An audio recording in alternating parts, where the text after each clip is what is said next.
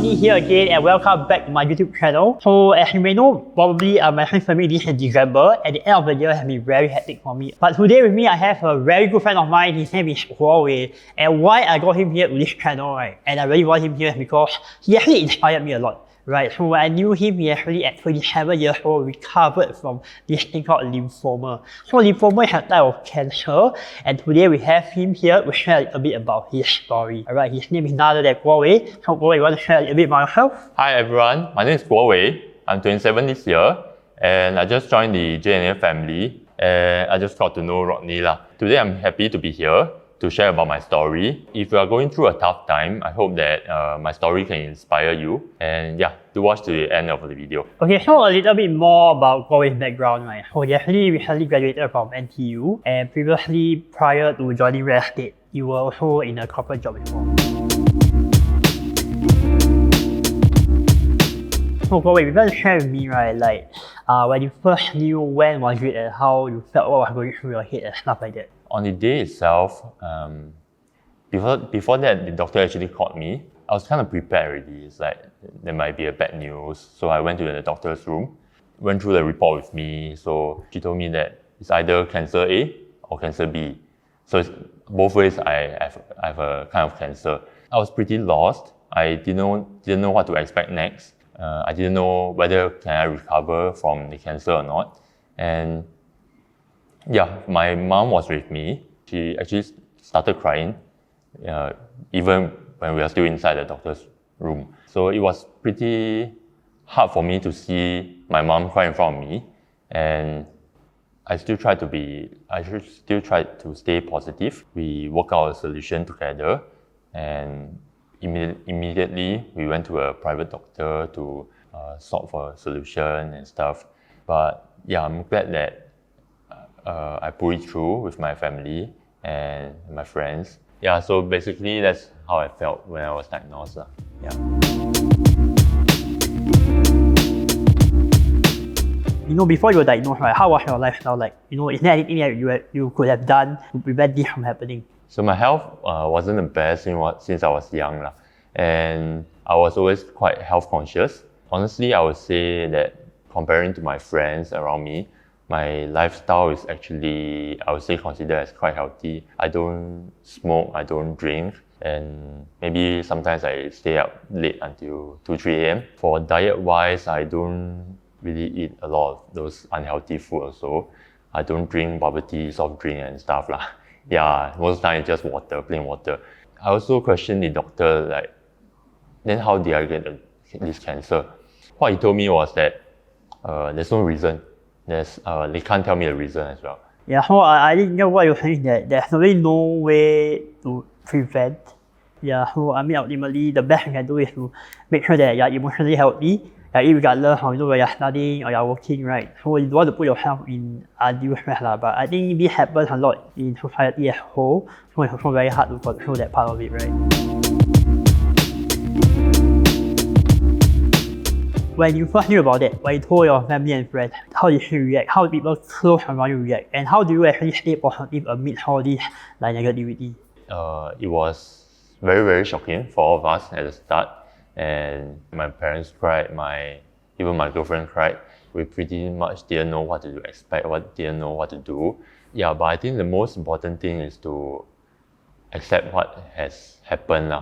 I mean, it's not easy, but you have to always tell yourself, right, it happened already, and what you have to do now is to fight it and win it. So yeah, that's pretty much I did. So I always talk to myself, encourage myself, and of course my family member helped a lot also. Having a good environment around you and a good support system is definitely going to help you a lot in this road to recovery.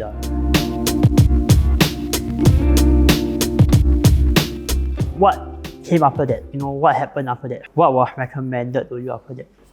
When I went to a private doctor, the first thing he did was to calm me down. No one wants to be diagnosed with cancer. He told me that this cancer is actually not so bad.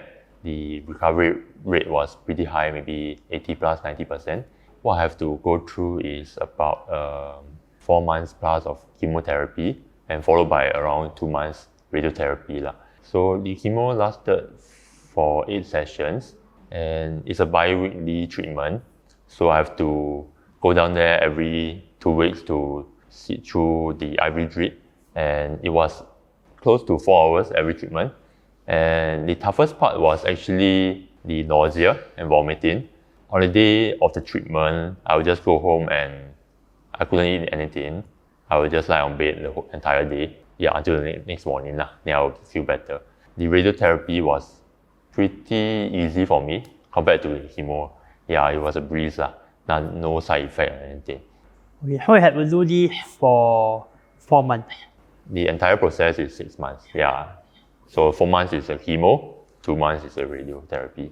The duration actually depends on the stage of your cancer lah. So for myself, it's actually stage 2. So if you are stage 3 or 4, you have to go through 6 months of chemo and plus 1-2 months of radio lah. So it will be even longer.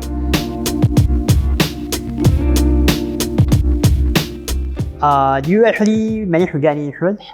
Not actually, I tried to get insured, but it was actually declined lah. So unfortunately, before you had cancer. Correct. It was quite unfortunate. My family and I have to pay the entire medical bill lah.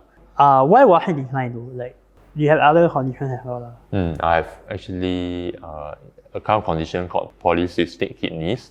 It kind of cannot be cured, but it won't really affect my lifestyle and stuff. You just have to be more careful with your diet and not so salty, drink more water and stuff. How much was the total bill? The total bill is around, I think, 60 to 70K, correct.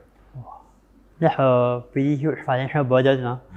Just a word out there, insurance agents can be scammy or whatever, right? But I do feel that a certain degree you need to insure yourself for future medical bills. So that's important if you still don't realize that. I do believe after you were diagnosed, there is definitely a long road to recovery. And I realized that in that period of window, you also realize a lot of things about yourself lah. But one very curious question I have for you, right, is that why did you even join real estate? Like, why real estate? Okay, that's a very good question. Before I even graduate, I actually thought about joining real estate with my current mentor, Jun Xiang lah. But growing up in a more conservative family background and being very traditional, I was kind of afraid to step out of my comfort zone. So I took on the engineering management program. Working there was alright, but not long after, I actually felt that I was kind of confined, didn't know which direction I was headed to. And one day, my life just came crashing down due to the chemo. It kind of woke me up. It made me realize that life is actually not that long as what we expect lah. And it's full of uncertainty. I'm glad that I recovered well. So during the recovery process, I actually went on to take the real estate exam. I'm glad that I actually passed it. Okay, so you actually passed the paper in first try or? Yeah, first try. But when you were doing treatment and chemotherapy, how did you study? So I actually study in between my chemotherapy sessions lah. So you were studying when you were doing chemotherapy and radiotherapy? Correct. Yeah.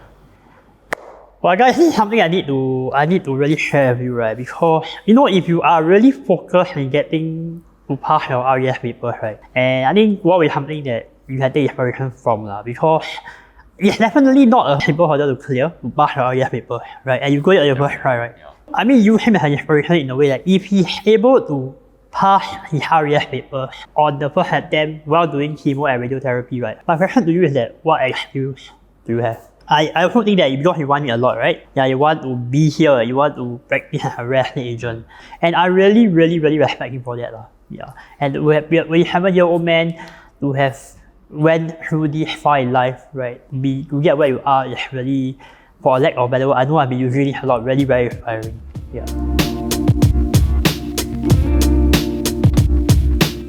Yeah, so what will be your goal for 2022 now that you are in real estate? So we are in the sales industry, right? So I would definitely want to achieve high sales figure in 2022 next year. Going through the entire cancer treatment and the entire event, it made me realize that life is more than just money. A bigger challenge for myself would be to step out of my comfort zone. By the end of 2022, I hope that I'll be proud and look back and say that I've come this far and become a more confident person in general. I think not only 2022 right? So I think since you're already here, make the best of your time here, and I think like you mentioned, I agree with you, money is not everything. Yeah, money is really a byproduct in my opinion. Yeah, so enjoy the work you do here, enjoy the ride, enjoy your journey in health and with the team as well. At 27 years old, you have been through quite a bit, right? So for upcoming RUS and like people who want to be in the industry or people like your age, right, who are still figuring life out, right? So what advice you have for people like that? So if you are going through a tough time right now, I hope that my story has inspired you a lot. I believe the most important part is about your mindset. You have to always stay positive, believe in yourself, and work towards your goal. And you can definitely achieve great things. I always believe that everything happens in life for a reason. You can always learn, pick up something from that event.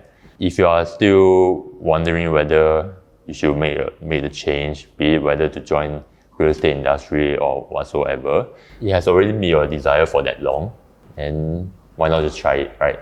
Correct. And I do agree with Kuowei because like at the end of the day, life is short, right? And I think you really know it, right? At 27, 28, it's probably like the prime of your life. Yeah, and sometimes you don't realize when things don't take the turn for the better, you make you realize that you really have to seize the opportunity wherever it comes. So Kuowei has been in the real estate industry for a month already. So if you are watching this, do send him your support, right? Because he has really come very far. And we always judge a person by their character, never by the money they earn. And this is somebody of great character, right? To still push through the odds.